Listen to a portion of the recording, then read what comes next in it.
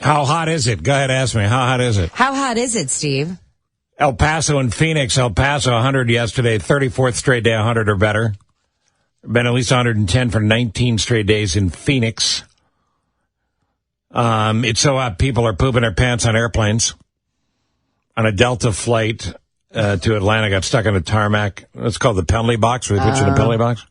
That's why they were going in the pants. 111-degree heat, and people may have soiled themselves. So hot, the ocean in Florida being compared to a hot tub. Surface temperature of the ocean, 100 degrees. Wow. I don't even know how that's possible. Could that be? Surface temperature of the ocean is 100 degrees. Yeah, Paul Douglas would know more about that. We'll ask him in a second. Yes, everything. Pandemic-level hospitalizations now. A doctor at a hospital in Arizona said they've not been so overwhelmed since COVID. There are reports of people being treated for third-degree sunburns. Wow. So hot, worldwide heat index at an airport in Iran hit 152 degrees. No, that's a lie. Well, it's because Satan lives there. So hot, a 56-year-old woman in Japan tried to rob an ice cream truck. Well, just so she could sit in the truck? It's the hottest 2 weeks ever recorded on Earth. Wow. With all that good news, Paul Douglas joins us, the world's smartest man. Good morning, Paul. Hi, Paul. Good morning. Except for that, I think it's going well. Has there been a time in your memory, your scientific brain, your knowledge of history, where this much heat has gone on around the world? I know I just said it's the hottest temperature of the world's had since it's recorded, but I mean, every big city, all these countries reporting it. It's happening everywhere. It is. It's a perfect storm of heat. And no, I have not ever experienced anything like this. The scientists have been warning about this for decades, actually for about 150 years, that at some point, releasing all these emissions, CO2, methane would catch up with us and heat up the atmosphere. And we've been sort of whistling past the graveyard. But yeah, this is the summer. And look, during the summer, the symptoms of an overheated planet become more apparent. Right? Whether it's wildfires or crazy floods or extreme heat.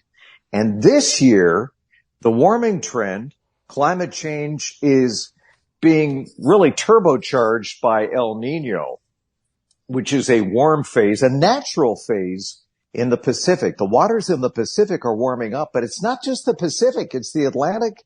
It's all across the Northern Hemisphere.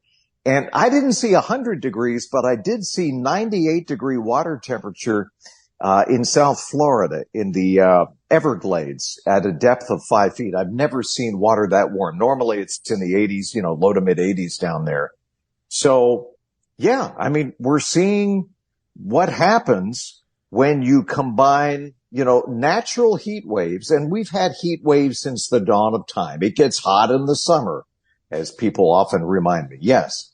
But it's the extent of heat and the ferocity of heat and how many people are experiencing this heat that has a lot of meteorologists and climate scientists shaking their heads. There's going to be people that will never agree just because they believe they're right.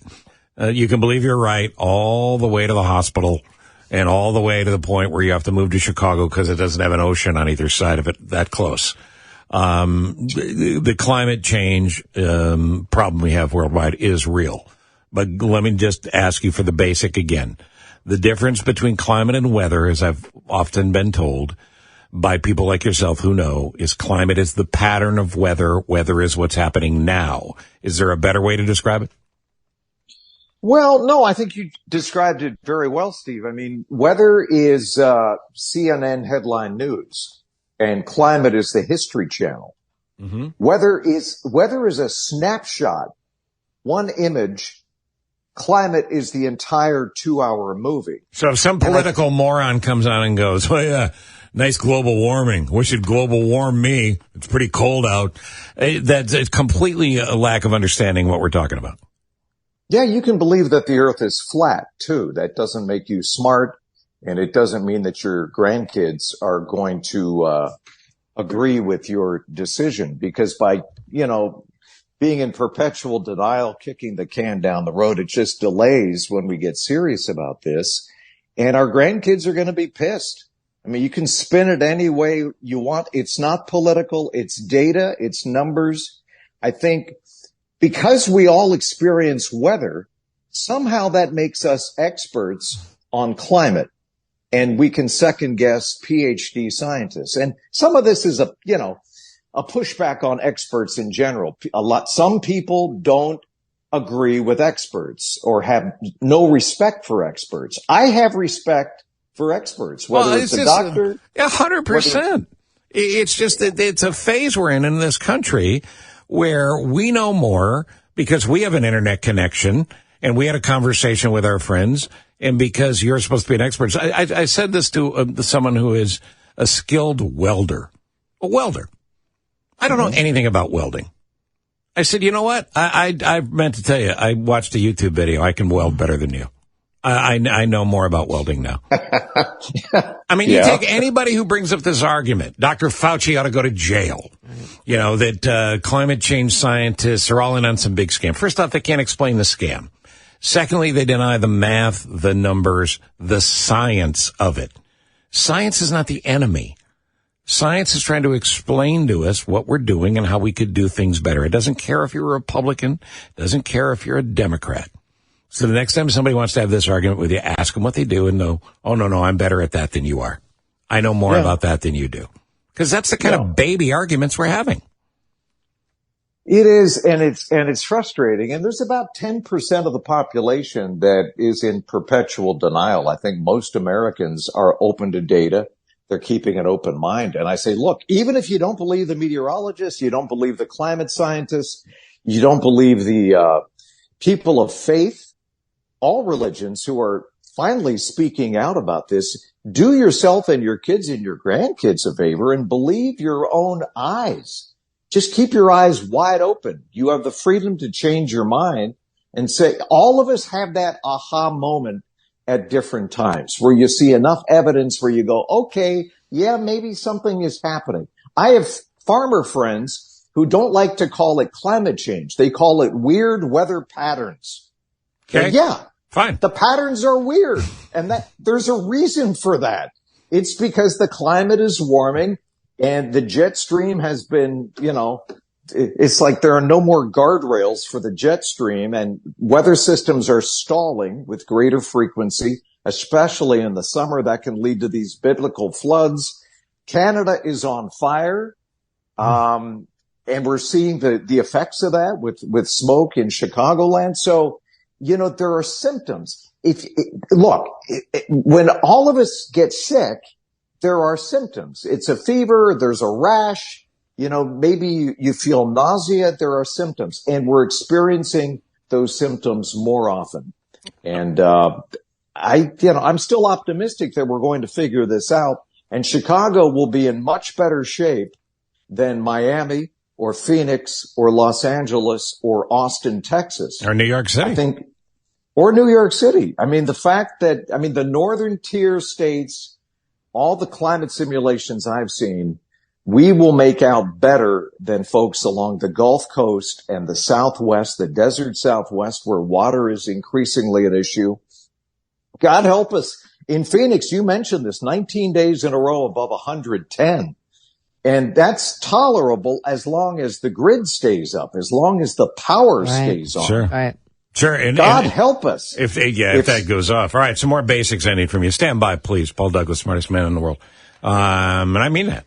I'm not being a wise guy. I agree. Weather expert. But much more than that. He's a guy that spotted technological trends 25, 30 years ago. If I've listened to him, I would have been rich, and none of you people would have had to hear me now, because I'd just be home naked, rolling around in hundreds and giggling. And talking to yourself. Paul Douglas is with us.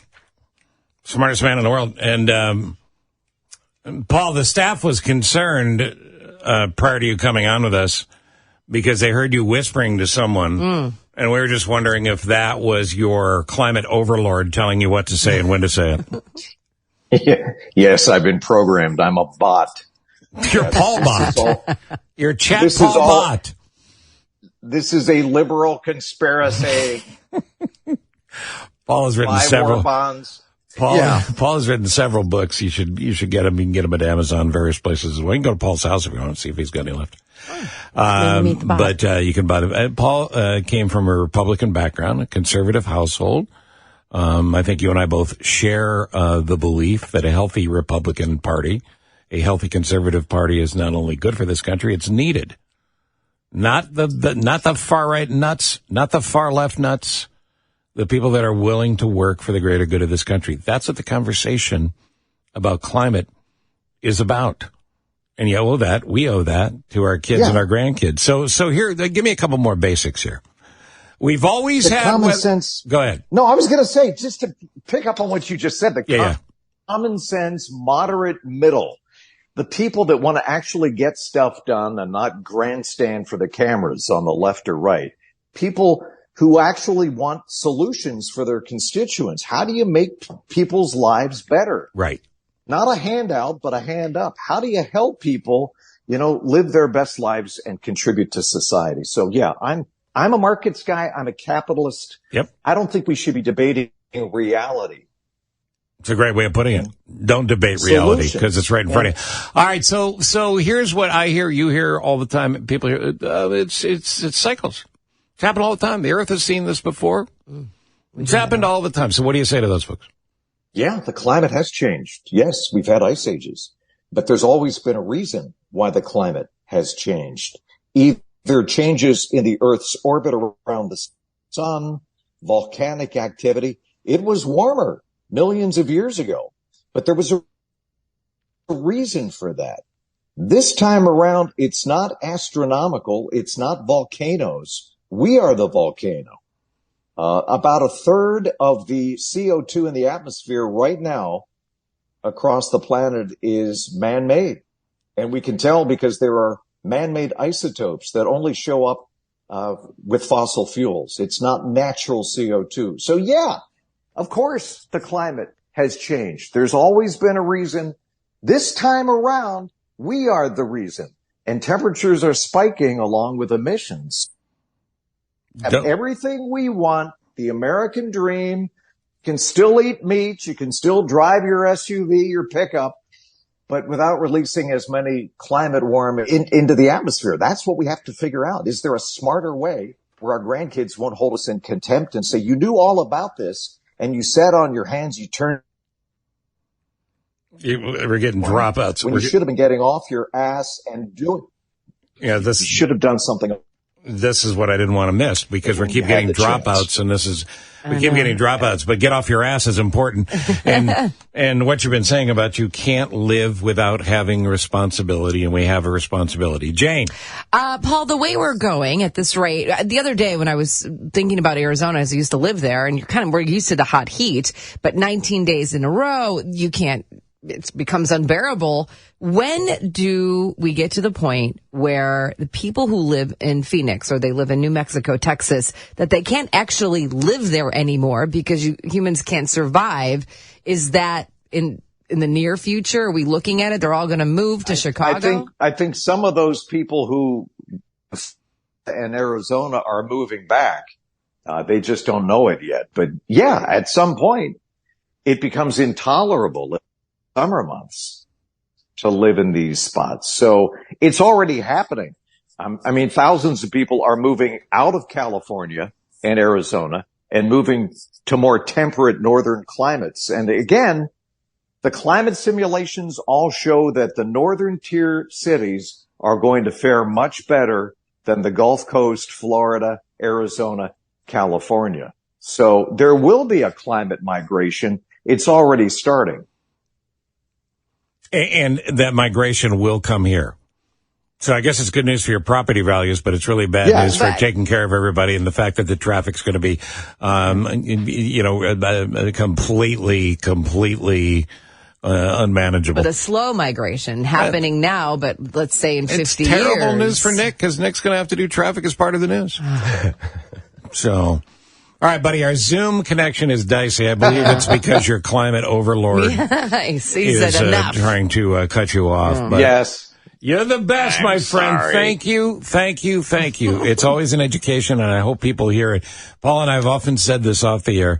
If we can change just one person's mind to accept some reality, well, that's not enough.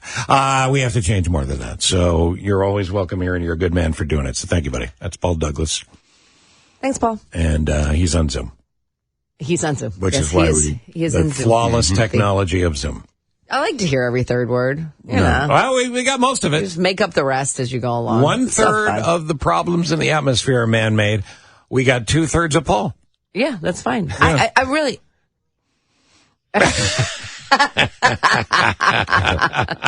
I do think about it the other day. I was driving in and I'm like, so what happens when everyone just moves here? But you have to remember this, where the hot climates are now, in the winter, you can live there. So. Texter from 574. Why is it we can't predict the weather more than 2 days out, but we can use models to see that the earth was so much cooler and better a millennia ago? When you look at history, you're not predicting, you're examining. You're looking at data. You're looking at things that have happened. You're predicting when you decide what a weather forecast is. There's two different things. Mm-hmm. The weather, headline news, climate, the full deal, the full Monty, the full Megillah. Hey, wait, that's a good channel. The full Megillah? So, is it just weather? Again, climate is a pattern of things that have happened. Weather is what's happening now. And he mentioned all the fire. He's like, Canada's on fire, which we see. And I'm rubbing my eyes. I'm not just crying because of the show. I'm rubbing my eyes because my eyes itch.